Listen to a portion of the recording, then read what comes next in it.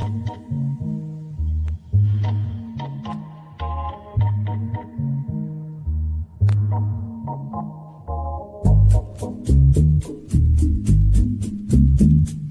now listening to Hispanics Causing Panic, baby.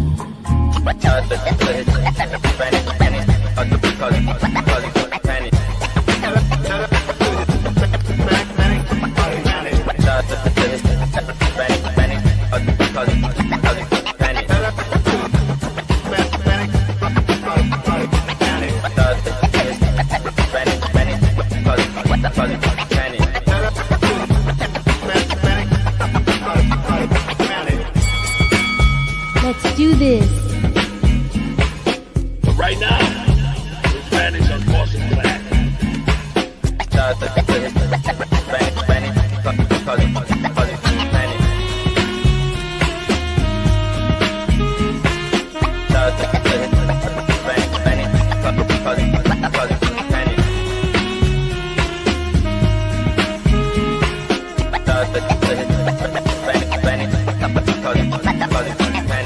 Right now, Hispanics are causing panic. See how it goes? Hispanics are causing panic.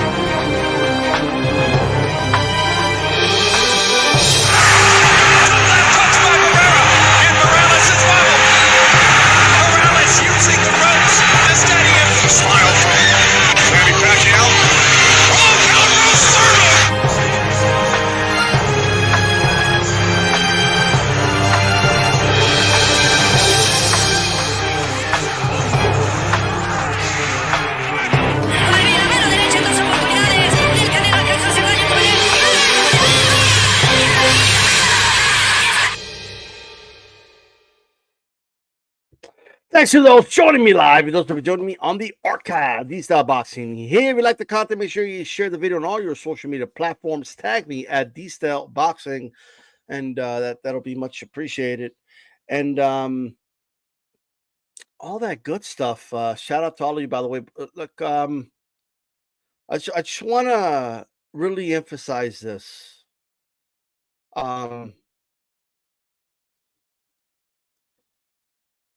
I get that. Let's say you have a Twitter account and you only have 10 people following you, just theoretically, and you watch the show, and maybe you have an Instagram, you only have like 7 people or maybe more, but they don't really watch boxing. Or let's say you have a whatever social media account and you don't have a lot of followers, and you may feel like, well, if I share it, it's not going to help at all. Like, so why do it? Like, here's what I need from you guys. I need you to share it. Just do it. Maybe 10 times you share it and nobody really clicks on it or anything.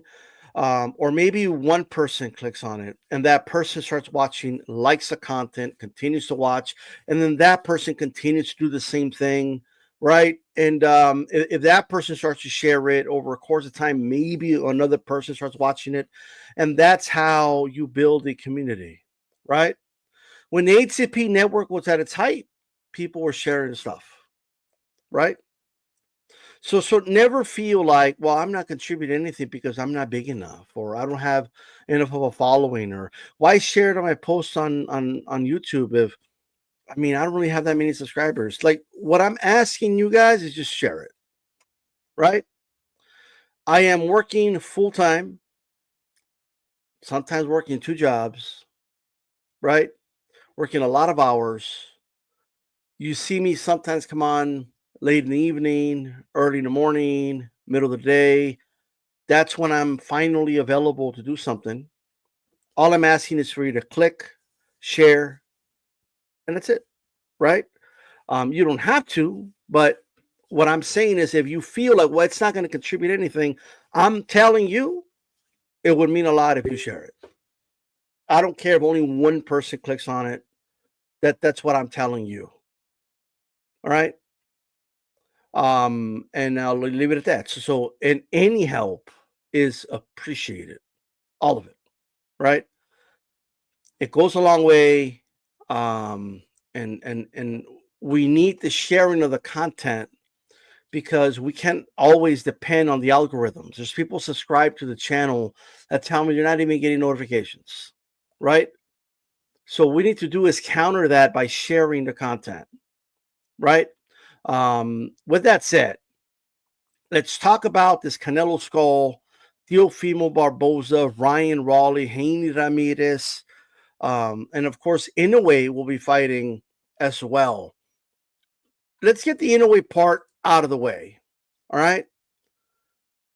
He's fighting a fighter who is 26-1, right? Ramon Cardenas. He's going to be fighting him at the T-Mobile Arena. Ramon Cardenas is from San Antonio, Texas. You know, he has been on a winning streak. He hasn't lost in 2017, where he lost a majority decision, right?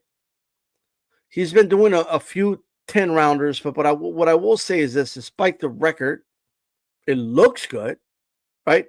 He has, I guess, a Spanish name. He's a Mexican American, I'm assuming. More than likely, he's Mexican American, but I don't know that for sure. But he's from San Antonio. I'm looking at a picture of him. He might be Cuban American for all I know. I don't know, right? But let's just say whatever it is. I get it. It's going to be at the T-Mobile Arena. This has to be the weakest opponent that I've seen in a fight in a while. Like this is not the best of opponents. I remember when I heard Inoue was coming, I texted some friends. I'm like, hey, we gotta go. And then we saw the opponent. It's like, I don't know about that one, right? I'm not gonna make a trip to Vegas. I don't care how big of a fan I am of Inoue Inoue, and I continue to be a big fan of Inoue Inoue. Undisputed super bantamweight champion, a phenom, an amazing talent. In the last 4 years or so, I became a huge fan, and he made me a believer and a believer on top of a believer and a believer on top of a believer. And I'm telling you right now, this is a weak fight. Inoue Inoue is arguably, if not the pound for pound in the world, top 2, top 3 on most people's lists. On most publications, and most individuals have him up there. And he's fighting an individual, right? That hasn't even had a 12-round fight, ladies and gentlemen. I mean, that's who he's fighting here. The guy's active, I'll give him that. He's been active, so at the very least, right? But I don't know. I'm not very fond of this particular fight. I'll just put it that way, right? Who knows? Maybe the guy he's due a big break. Maybe he'll surprise us, but I've seen some footage. I don't think he's going to last. I think I think it's just going to be like the equivalent of releasing a gazelle to a lion, and we know what happens there. So, Inoue Inoue should win this fight. It's going to be a spectacle. It's going to be, I guess, for some people, it's going to be fun to watch him pick apart Ramon Cardenas, but I personally don't enjoy, as Calix would say, hunting deers in cages. I'm not very fond of that. It's exciting to watch Inoue face a world-class fighter who's really good, and even if he is a big favorite, but someone we know is good, and he just goes out there and just styles on them and destroys them. That's fun to watch. This one's going to be whatever to me. I'm probably not even going to watch it live, but and that's going to be the first. His fight in America, and I'm not going to watch it live, right? I've gotten up, I've stayed up or gotten up early to watch his fights in Japan. But when he's finally fighting America, when I thought I would be going out there to watch him fight, I've gone from not only am I not going to go watch him fight, right? I'm probably not even gonna watch the fight live. So it is, to say the least, disappointing, right? To see the opponent. I mean, it is what it is. Imagine if it was Ahmed Aliev, MJ, you know what I mean? Like, it was something like that. I would be up for it. If it was Sam Goodman from Australia, okay, I'm down for that. He would still be a big favorite, but those are guys that we know are the top echelon, and the guy he's fighting just is not top echelon, in my opinion. You know what I mean? It's just, maybe I'm wrong. Somebody wants to go out there and say, no, you don't understand. He's Ramon Cardenas. Let me tell you about this guy. Like, this dude, this is the dude, and then I'll respect your opinion, but it's how I feel. You know what I mean? Cardenas is at best, good fighter who hasn't really had those big step ups yet. I would rather Ramon Cardenas maybe fight someone that Inoue's already beat, maybe like a Neri or something like that. And then if he wins that fight, okay. So now we're talking, right? But we're not quite there, right? And I get that he's running through a division, but there are some guys he could have fought if not just keeping in Japan. It's a waste of putting it on in Vegas, in my opinion. So we'll leave it at that. Not really used to criticizing Inoue or his promoters or Top Rank and the moves they're making with Inoue, but it's the first in a while. But I just got to be honest about that. So that's my opinion. It is what it is. Friday, we're gonna have the card in Times Square. We're gonna have, it's featuring, basically, it's what it feels like. It feels like a card that is featuring Teofimo, Ryan Garcia, and Devin Haney. Ryan Garcia's headlining it. But that's how it feels. It feels like they're showcasing these guys, and then they have their set of opponents. So the opponents, of course, are Teofimo against Barboza, which I believe is the toughest of the 3 fights. Ryan versus Raleigh, Romero, right? And of course, Haney versus Ramirez, Jose Ramirez. You know, I do think that the promotion has been great for this event. They've put it out there. They've done a great job. I think Teofimo Lopez has carried the promotion aspect of it. And I think we've talked about that for the last few weeks. But now we're looking at this card. It is a Riyadh season card. And very rarely do we get through a Riyadh season card of any sort where there's no big upsets, where something we don't expect to happening. And that has been part of the magic of Riyadh season. That, like, expect the unexpected. You just don't know where the unexpected is going to be, right? And we have witnessed a lot of these cards where a lot of upsets happen. And I don't think it's really magic, even though I just use that term. I think that they're putting these guys in tough fights. And these guys are willing to take these tough fights because they're paying them good money to be in these fights. And so therefore the danger, the percentage of the danger is going up, right? And the chances of upsets are increasing. And in the course of these cards, a lot of them have a lot of fights, 10 plus fights sometimes. The likelihood of us witnessing upsets are going to increase. But then we do happen to see it a lot throughout the course, like the energy in the air. We just start seeing upset after upset. At least that's the feeling, right? But the question here with these 3 fights that I've seen almost everyone talk about is, you know, we all feel like Teofimo should win, like Ryan should win, Haney should win. Of course, there's going to be people that feel, I think Barboza's going to pull the upset. Of course, going to be some people feeling that Ramirez can pull it off, but they're a minority, right? The consensus is that these three guys should win. They're all the favorite by the bookies. But the running theme I've seen, like the way I've seen people talk about this card, you could tell me if I'm wrong, by the way, right? And at the same time, tell me what you think.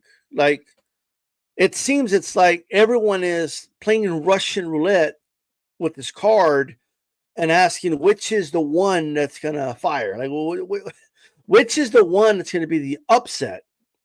Everyone, there's like this feeling like we don't see one with any of them, but it's going to happen with one of them. And I'm seeing these discussions and these panels, people just talking about which is the one that's more likely to happen, which is the upset that we're going to see. And there's people convinced that one of these is going to be an upset. But what I'm going to tell you is not just this card, not just this one, right? And I may regret saying this, but I think the favorites are all going to win this weekend.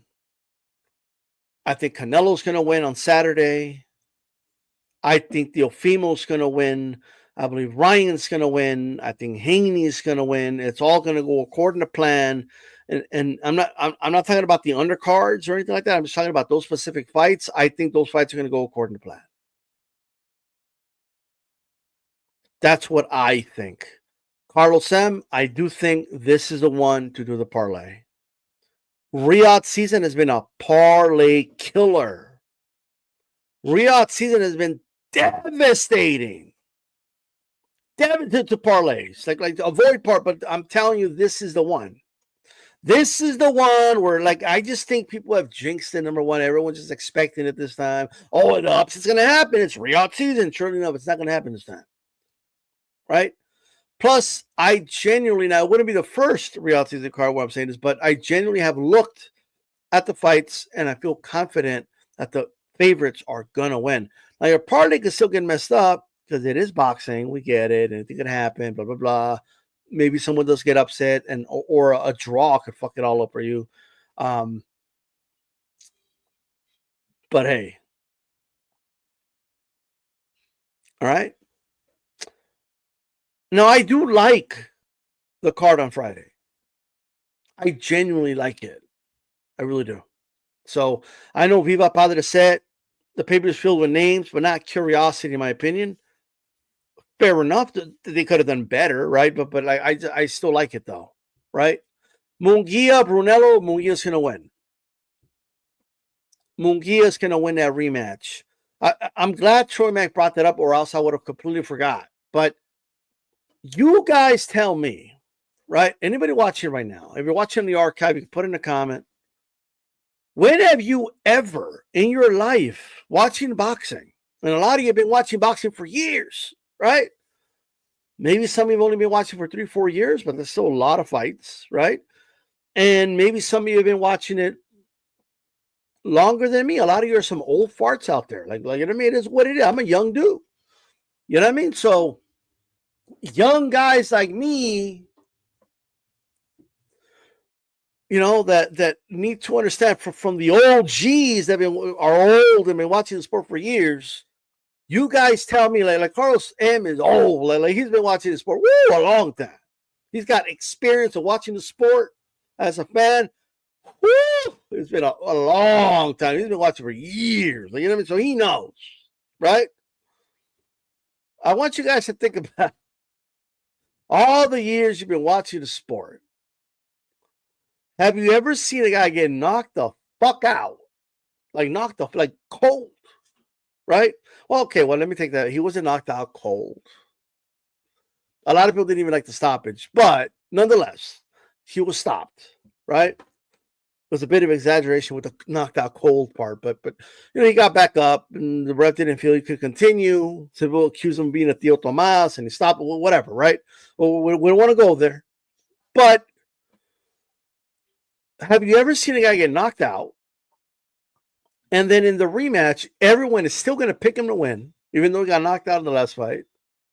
And not only that, he's like a 1,000-to-1 favorite in the rematch, even after he got knocked out. Have you ever in your life, like of all the years you've been watching boxing, can you think of a scenario like that? Lennox, Troy Max's Lennox. I did bring that up with Calix when he got knocked out by Rockman, and then he came back and then he knocked out Rockman in the rematch. So there's one. But I will say this, like Rockman was at least he was like a top 10 dude in the weight class. Like Bruno, like what the fuck is Bruno? Like it's insane that even happened, but that's probably the only example that I could think of. Maybe there's some other ones, but let me just tell you right now, Munguia will win that rematch. Munguia will win. Munguia will not. I'm confident to stop this dude, right? And I think in this fight, Munguia's going to just be a little more patient. He's probably going to take his time. He's probably going to,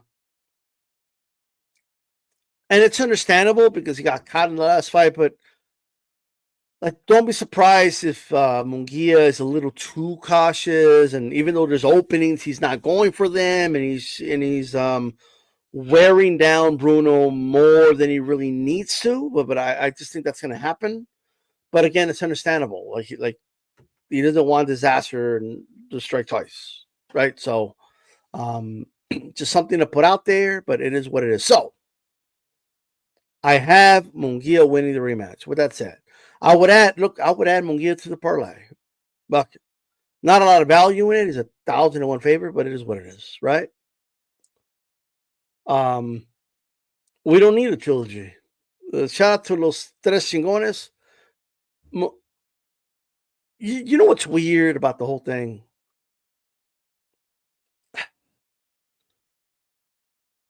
Like, I just think it was a fluke win. Like, I know, like, that's like sacrilegious to say, oh, there's no flukes in boxing. I don't agree. I think sometimes there's flukes. I think flukes do happen. And I just think, like, Bruno landed the shot of the gods that he's never going to land again on Munguia. And he was getting his ass beat in that fight. He will continue to get his ass beat in the fight. But this time, he's just going to get destroyed and knocked out. Like, there's like no doubt in my mind. Despite what happened in the first fight, I just think it's going to be so decisive. We're going to be done with it. That's it. Done. Right? So Bruno, it's a wrap. You know what I mean? Now, could Bruno be the next Rocky story and he surprises us and he comes out and destroys Munguia? We'll see, but I'll stand corrected if that happens, but it ain't going to happen. Right? So with that said, let's start with the Friday card. All right? Let's start with Haney versus Ramirez. Right? Jose Ramirez isn't the same fighter anymore, guys. This isn't even the look. I don't even think that Ramirez that beat Hooker and fought Taylor, and I don't think that Ramirez was good enough to beat Haney anyway, right? But I'm telling you, that's not Ramirez anymore. Ramirez is done. You know what I mean? Ramirez, I just think it's too, like, here's the thing, man. Everyone keeps saying, well, Ryan got him. Ryan hit him with a hook and knocked him down. And Ryan's Mexican. So Ramirez is Mexican. So Ramirez knows how to throw a hook. So, guys, Ramirez is nowhere near as fast as Ryan Garcia. Nowhere near. Like, it's not even close.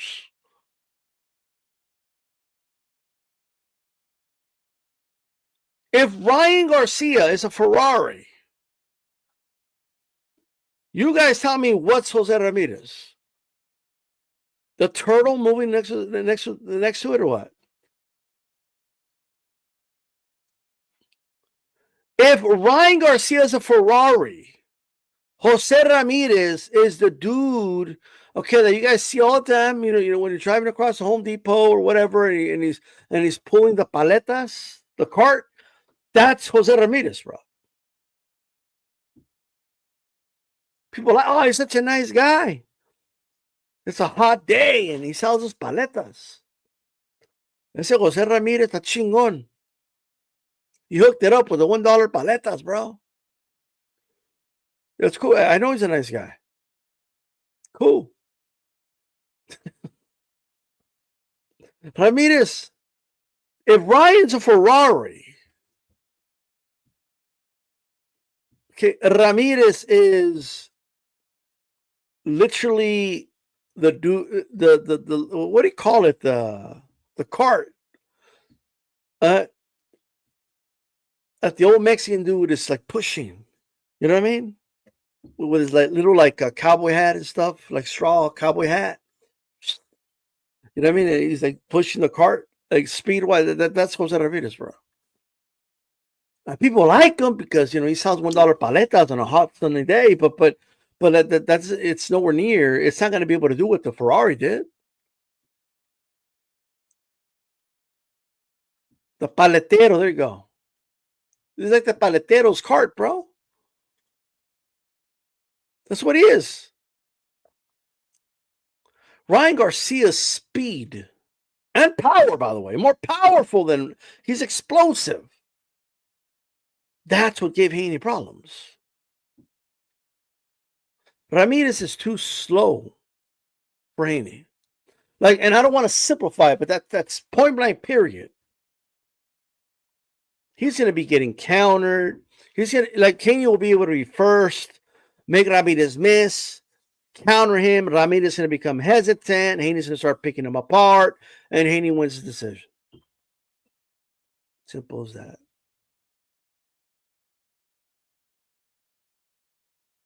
Ramirez saying making 140 is what drained him, whatever stock you want to put in that. And I don't want people to think that I'm saying Ramirez is a bad fighter. Ramirez is a good fighter, right? He's just not that dude that's going to give problems. I want you guys to think, who are the guys that hurt Devin Haney? Linares, another guy that's fast, has fast hands, was able to catch Devin Haney. You need that Cobra-like speed, bro. The paletero just isn't going to get it done. Sorry. It just is what it is. I don't know how else to put it. And even Ryan with that speed, yes, caught him in the first round. It took him a couple more rounds to catch him and drop him again. The chances of Ramirez slowly bobbing and weaving his way on the inside, as if he's not going to be getting, because Haney's going to be landing uppercuts on him, right? When Ramirez looks slow, Haney's going to catch him with uppercuts coming in. Haney has an underrated uppercut.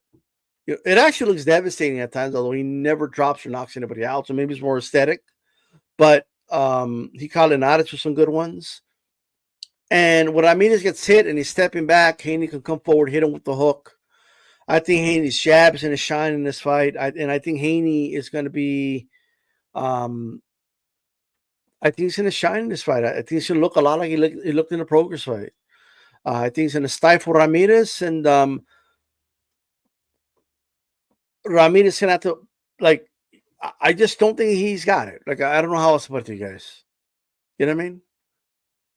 Haney's going to just pivot out of the way whenever Ramirez tries to come forward and place pressure, put pressure, and he's going to be getting lit up with uppercuts, hooks while he's stepping back, and the jab's going to land while he's coming forward or backwards. And I don't see Ramirez winning a round. Maybe rounds 1 and 2, maybe. He might start off strong and stuff, but I do think he might start off strong. But I just think by rounds 3 or 4, we're all going to sit down and be like, yeah, that's it. It's over. That's how I feel about it. All right? I don't think this is as dangerous of a fight as people are making it seem. I think Haney's going to see everything coming when it comes to Ramirez. That's how I feel. So we'll move on.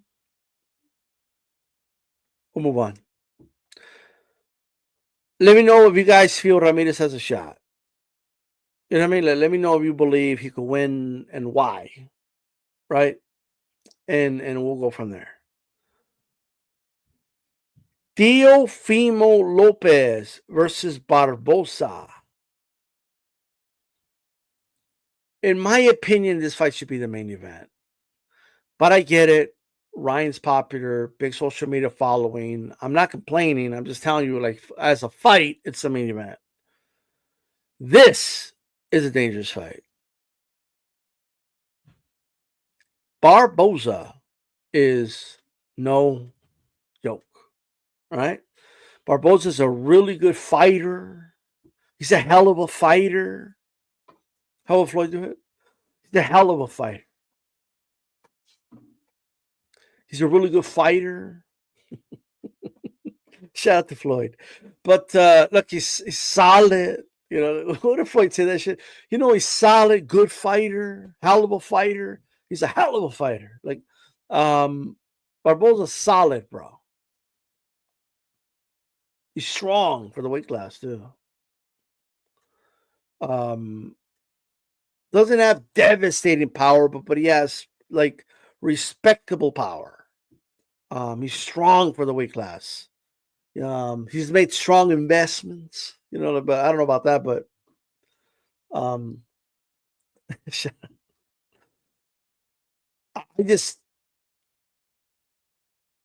everything tells me Teofimo should win this fight. And I think he will.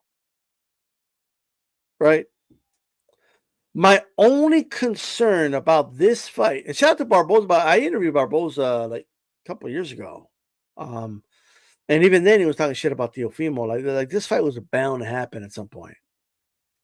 Right? It was bound to happen. So I just want to make sure you guys understand that. Teofimo Lopez, for whatever reason, it just isn't reliable when he's the favorite. I don't know what it is. I don't know if it's a mental thing. I don't know if he just needs his back to be against the wall and everybody to doubt him. And like, I don't know, that motivates him, like to prove the haters wrong or whatever it is. But he has had some like performances, Theo.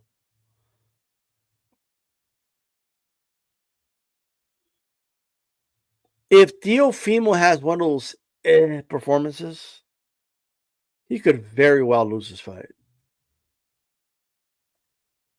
Like, he could very well lose the fight.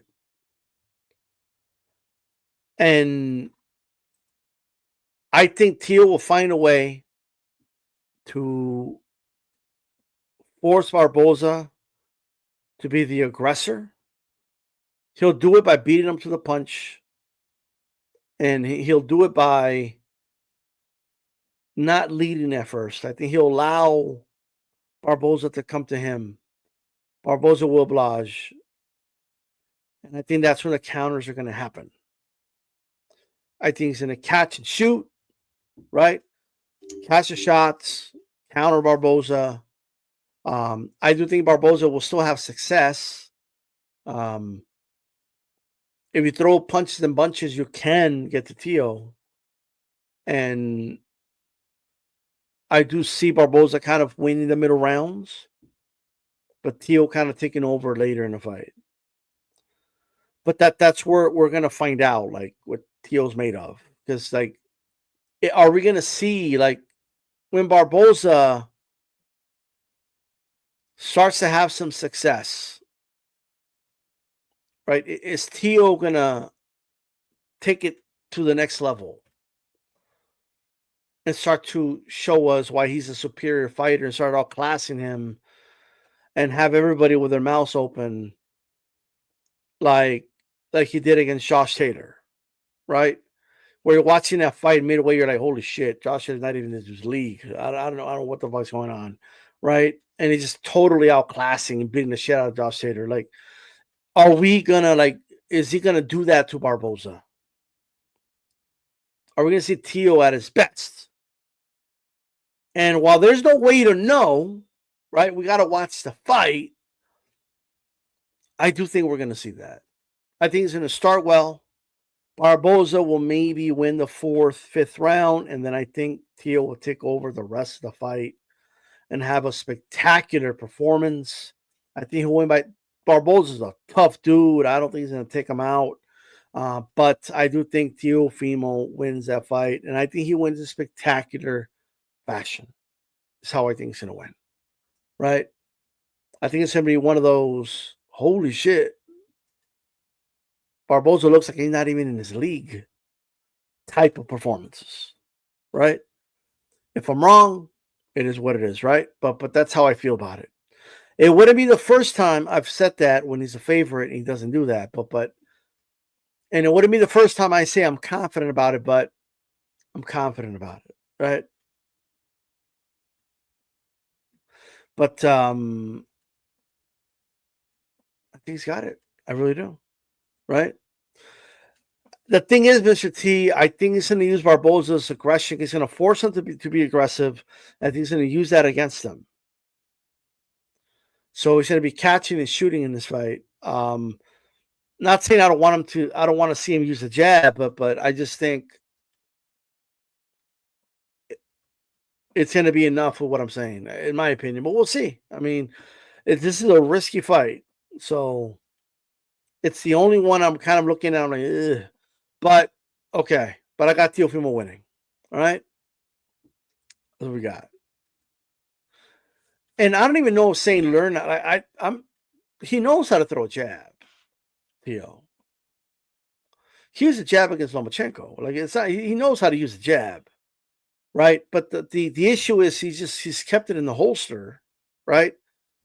And I think it's because he wants to catch and shoot. He wants to, you know what I mean? He wants to control the fight that way.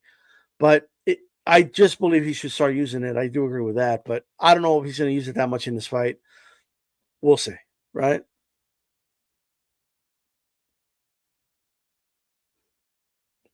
Well, if Barboza, because that's the key, right? This here, early in the fight, it's going to be the key on how the fight's going to play out, right? The guys that have successfully forced Teo to be the aggressor, right, have had the most success against him, right? And for the most part, that's why I'm saying, like, I think he's gonna make Barboza be the aggressor early. I think Barboza's gonna bite, and I think the reason he's gonna do it is because Teo's gonna catch him first, and then Barboza's he's gonna have to march forward to try to, get his get back to win the rounds. But I do agree that if Barboza, right, he hangs back and lets Teo come forward, especially Teo not using his jab, Teo just isn't the same that way, right? And Barboza, it will be a much tougher fight for Teo, but we're going to find out early how that's going to play. That's what we're going to find out very early in the fight, right? I still think Teo win, probably in an ugly fight, and maybe a controversial decision, but I still think Teo wins if he has to come forward. But I just don't think Teo hasn't quite mastered like something Canelo does, right? So I remember before the Billy Joe Saunders fight, there was this kind of narrative of like, well, Billy Joe's he likes to box on the outside, and Canelo's gonna have to come forward, and Canelo's not gonna be able to cut off the ring, and it's kind of the same thing with Plant, and like Canelo kind of finds a way to create a neutral kind of situation, right, where no one's really the aggressor, and both guys are kind of circling the ring or kind of meeting halfway. Like Canelo's kind of mastered how to do that. And he's found a way to be the aggressor without really making it seem like he's the aggressor, right? Like I remember a couple years ago, I was doing a rescore of Gennady Golovkin versus Canelo, and I don't want to get into who won the fight or whatever, but when you watch that fight, right? I still remember the person I was watching the fight with, right? I was scoring the fight with G Funky, and he said, "Look, no one's really the aggressor, right? Because they were both kind of circling the ring. Well, that's how it looked. It looked. You just look at it; they're just circling the ring, right? But one thing that caught my eye, and you guys go look at it, is if you pay attention to the logo. I think it was a Corona logo, whatever it was. It was a logo in the middle of the ring. Yes, both guys were circling, but a foot of Canelo's was always on the logo. Always. Golovkin's feet were never on the logo. And if they were, just for a split second. So when it looked like both guys were circling the ring, in reality, Golovkin was circling around him for the most part. Now that Canelo wasn't kind of circling with him, but he was kind of more in the center of the ring. And Canelo has successfully done that with many opponents, right? And I think like Teo hasn't quite mastered how to get guys, right, to do the work for him and come to him, right? Make him feel like they're in control and make him feel like they're in a good spot and start circling the ring with him. He hasn't quite like mastered that yet, right? So we'll see. Right. With that said, I think Teal pulls it off in this fight. And let's go to Ryan versus Raleigh. Ryan's gonna knock him out. Raleigh's going to sleep. You guys tell me what the fuck is Raleigh gonna do to stop that left hook from landing? I just want to know. I just want somebody to tell me, right? I don't want someone to explain to me how Raleigh's gonna stop the left hook. Explain it to me. I'm dying to hear it. I'm dying. Like, I swear to God. Like Raleigh's gonna get knocked the fuck out in this fight. He's going to sleep. He's going to sleep, is what he's going. Raleigh is not a good pressure fighter. All right? It's not like Raleigh's gonna come on the inside and work the body and like no. He's a very sloppy fighter. Yes, he's got power, but I mean, his inside game got exposed by Pitbull Cruz, really, and in other fights. There's other fights where he looked terrible, right? And people think he's a good pressure fighter because of the way Tank fought him. Like Tank, I think Tank was a little way too cautious against Raleigh. It still worked and he knocked him out, but I just think he went over the top of it, right?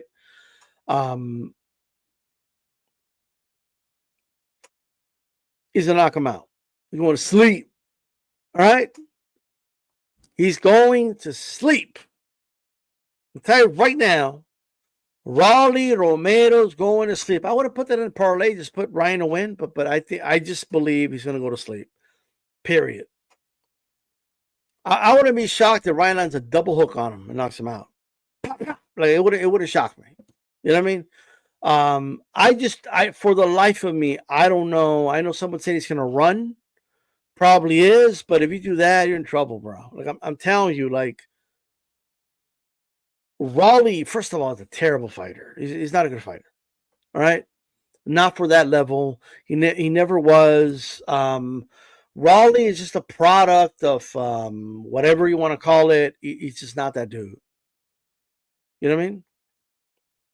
Old ass Barbosa, Mr. T said, was beating the shit out of the dude. I mean, I'm just telling you right now, man. Like this guy, he's not good. Raleigh Romero is not that good of a fighter. Okay.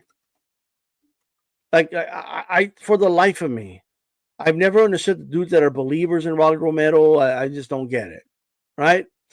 But I'm going to tell you right now, Raleigh, like, is there anyone out there that Like the Jackson Marinas fight. No one thinks he won that fight. No, it was like 5 years ago, but like no one thought he won that fight. I'm just not impressed with Romero, bro. Like it is what it. I think Ryan's gonna knock him smooth out. He's gonna go out cold, right? So that's my prediction on that. It is what it is. We'll see how the scenery is in Times Square. Canelo versus Scull.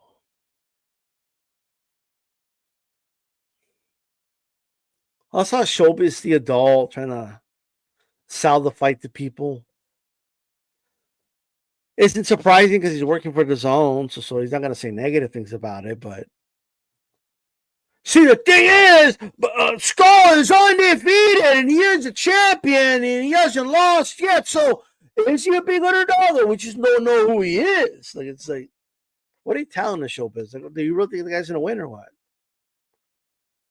No beef with Showbiz, but he does a lot of like videos where he's like the master of the obvious. You know what I mean? Like, that's literally what he does. You know what I mean? Like he's like the way he talks about it, but he doesn't really give you his opinion. He proposes like a question, right? I just realized I misspelled Scull, by the way, but we'll fix that. William Scull, I mean, he's a member of MS-13. According to the administration, you have a skull on your fist that makes you a member of MS-13. So Canelo's going to be beating up a member of MS-13, right? He has it in his name, right? But in all seriousness, I mean, Showbiz will be like, William Scull, the thing is, everyone's dismissing him, but he is 23-0. He is from Cuba. He's undefeated. He's never lost. And he is the IBF champion. So, should we be counting him out? Like what? What does that even mean, bro? Like what?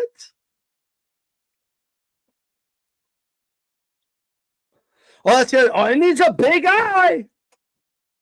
Look, Canelo's been fighting at super middle guys for like since 2021. Late 2020, you want to count the Rocky Fielding fight.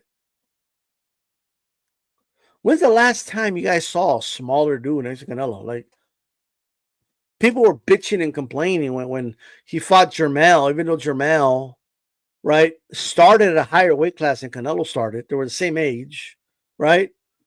And just looking at them, he's a bigger guy than Canelo. So you tell me, like, when is the last time Canelo stood next to anybody? Canelo stood next to freaking Callum Smith, right? Those two looked like a dad was about to take his son to the zoo or some shit. That's how they looked next to each other, right? So, like, this whole thing, oh, he's big. He's a big guy. Like, well, yeah, he's a super middleweight. He's undefeated. Okay. He's never lost, which means it's the same thing, by the way. I like when people say he's undefeated. He's never lost. That's what undefeated means. You don't have to like add to it, but whatever. You know what I mean? Anyways, guys, I gotta get ready for work. Right? I gotta get ready for work, so we will leave it at that. I appreciate everybody that tuned in. Before you leave, make sure you hit the like button. Before you leave, if you can, share the video on Twitter, on your X, whatever you want to call it, on your YouTube, on your stories, on Instagram, whatever it is. Go ahead and share this, and it's much appreciated. This is The Style Boxing. I appreciate you guys again for tuning in. Keep it boxing. We're out of here. Peace.